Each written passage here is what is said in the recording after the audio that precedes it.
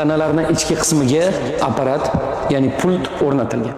Rizvon 1996-yilda dunyoga kelganlar. Ularning ikkita juda ham go'zal farzandlari bor. Rizvon akamizga tug'ma DTP kasalligi tashxisi qo'yilgan. Bugungi kunga qadar esa akamiz ikkita 9,5 soatlik murakkab operatsiyani boshlaridan o'tkazdilar. Juda ham ko'plab insonlar nima sababdan Rizvon uchun pul yig'yapsizlar deb savol berishadi. Bosh qismlarini ko'rishingiz mumkin. Bosh qismlariga apparat o'rnatilgan va ushbu apparat mana qismi tananing ushbu qismi bilan o'tib apparatga, ya'ni apparat pulutiga ulangan. Mana shu qo'llarimizni harakat va mana shu oyoqlarimizni harakat qila olishimiz uchun Alloh bizga shu imkoniyatni bergan.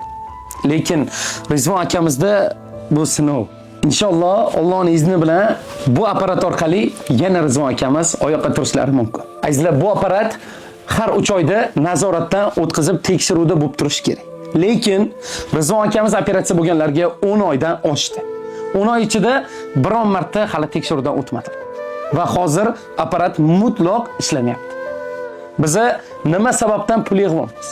Aynan shu apparatni yana ishga tushirish, Rizvon akamizni yana oyoqqa turg'izish va yurg'izib olish uchun inshaalloh. Bizlarda hozir ko'rib turganingizdek 40 millionga yaqin pul mablag'larini yig'dik. Lekin bizlarga kerakli summaning 3 dan 1 yig'ildi xolos. Bugun har biringizga iltimos qilib aytadigan birgina gapim. O'zim uchun ham emas, siz uchun ham emas, Rizvon uchun qo'l cho'zmoqchiman. Bular qo'llarni harakat qildira olmayaptilar. Bular nomlardan men siz uchun qo'l cho'zaman. Iltimos befarq bo'lmang. 5000 so'mmi, 10,000 so'mmi qo'lingizdan kelganicha yordam qiling. Zakotingiz bor, ehsoningiz bor, aloqaga chiqing. Onalarining telefon raqamlari, o'zlarining karta raqamlarini qo'yib olamiz. Faqat shoshiling. Bu ham bir g'animat. Shunchaki videoni yaqin do'stingizga yuborsangiz, siz tasha olmasangiz, o'sha inson tashlasa sizga ham yoziladi. Hech bo'lmasa istoriya qo'yib bersangiz, hech bo'lmasa like bossangiz, shu video ko'tarilishi uchun duo qilib qo'ysangiz, like qo'ysangiz bo'ldi. Befarq bo'lmang. Mana shu holatim faqatgina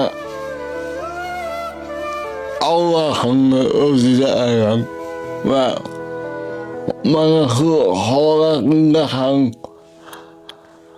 Allohga shukr qilaman. Va shu xolis Alloh uchun ehson qilayotgan yaqinlarimga Allohimdan jannat so'raman. İnşallah.